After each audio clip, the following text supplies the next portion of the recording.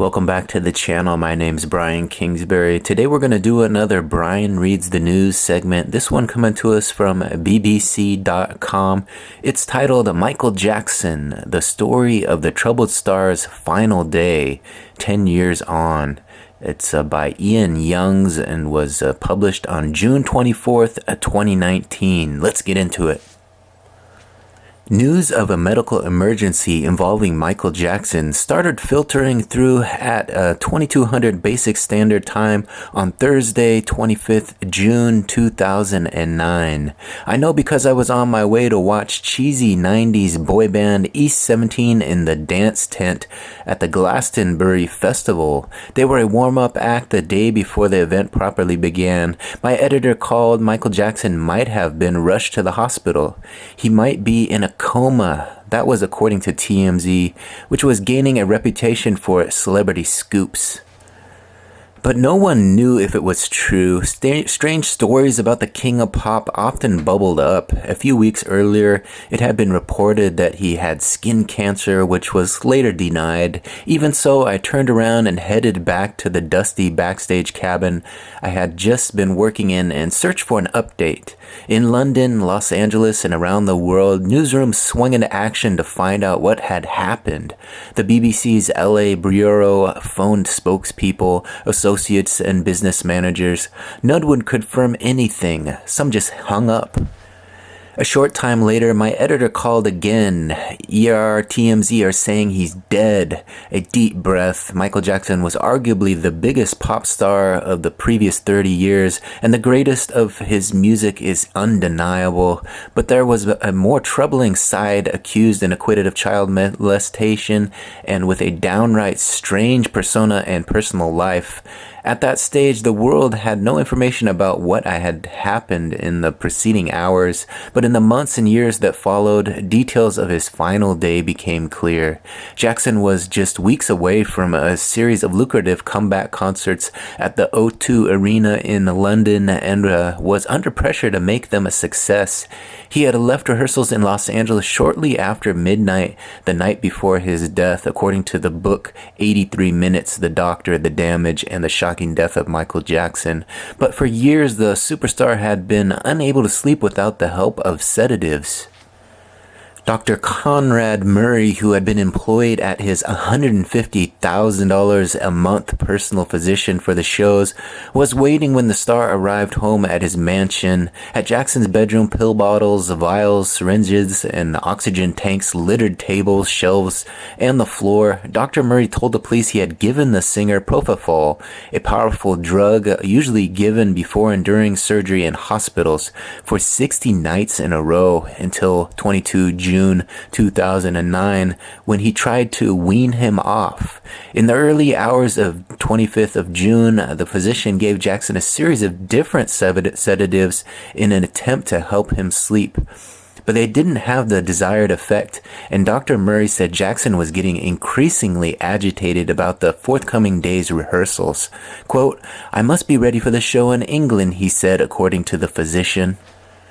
It reached 10 o'clock local time and the singer was still awake. Dr. Murray told police Jackson had begged him, please, give me some milk so that I can sleep. He was referring to the milk-like propofol. The physician consented and said he administered the drug via an intravenous drip around 10:40 Pacific Standard Time. Dr. Murray told detectives he had the necessary equipment to monitor heart rate and oxygen levels in the blood, and that he stayed at Jackson's bedside before leaving for 2 minutes to go to the bathroom. When he returned, he found his patient wasn't breathing. But Dr. Murray's timeline was called into question by phone records, which suggested it was just before noon that he noticed something was wrong. He said he had then found a pulse and a frantic attempt at resuscitation followed. He claimed that he couldn't call 911 straight away because he was doing CPR, but he eventually called for one of Jackson's security guards. Alberto Alvarez said Dr. Murray ordered him to clear away vials, bottles, and an IV bag before calling the emergency services. The call was not made until 12:21 Pacific Standard Time. Jackson's children, Prince and Paris, were distraught as panic engulfed the household. The paramedics didn't recognize the star when they arrived. He appeared pale and underweight. Seeing his condition in the IV drip stand, paramedic Richard Senoff assumed he was a terminally ill patient. Jackson was taken the short journey to UCLA Medical Center, where resuscitation attempts continued. He was declared dead 1 hour and 13 minutes later. By then, fans and media were gathering outside the hospital, and TMZ broke the news of his death to the world around 14:44 Pacific Standard Time, which was 22:44 in the UK. TMZ, the dogged upstart website, had scooped the established media, and with smartphone use taking off, it became one of the first major stories to spread via social media.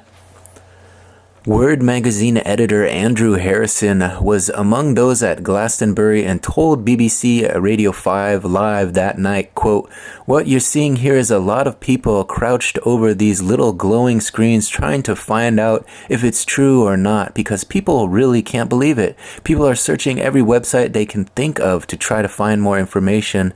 The demand for information overwhelmed the internet. Some Google users couldn't access results when searching for Michael Jackson's name because its software mistook the volume of request for a malware attack. Twitter and the LA Times, TMZ, Wikipedia, and AOL Instant Messenger all suffered crashes. It was not until 23:45 BST that 5 Live presenter Richard Bacon told listeners the BBC felt confident enough to confirm the news after the Los Angeles Times and Associated Press had also done so. 2 years later, Conrad Murray was convicted of involuntary manslaughter and served less than 2 years of a 4-year sentence. In the Glastonbury cabin, I was bashing out an appreciation of Jackson's career. By the time I staggered out in the early hours UK time, everybody had heard the news either via Twitter, old-fashioned word of mouth, or because his music was being pumped out from scattered sound systems and stalls around the site. Quote, "They were started playing loads of his music and we thought, oh, that's really strange," one fan said. And then someone said Michael Jackson's dead, and we are all like, no way. If anyone still hadn't heard, some people wore t-shirts bearing the word Michael Jackson is dead, and I was at Glasgow and Jacko died, which had been printed so enterprising t-shirt stalls within hours of the news breaking. That weekend, a few festival performers referenced Jackson on stage or played cover versions, but few were willing to give interviews about him. Perhaps their PR people feared they might come to regret their gushing tributes if more scandals emerged after Jackson's death. This came to pass earlier this year when 2 men gave pervasive testimony in a documentary saying Jackson had repeatedly abused them when they were children. In the past decade, we have learned details about the sorry circumstances in which Michael Jackson died. While his music will always remain, we have also had some more troubling insights into his life. There you have it, another successful Brian Reads the News segment. This one brought to us again by BBC.com. The Michael Jackson, the story of the Troubled Star's final day 10 years on. Hopefully you guys enjoyed this little look into Michael Jackson's passing.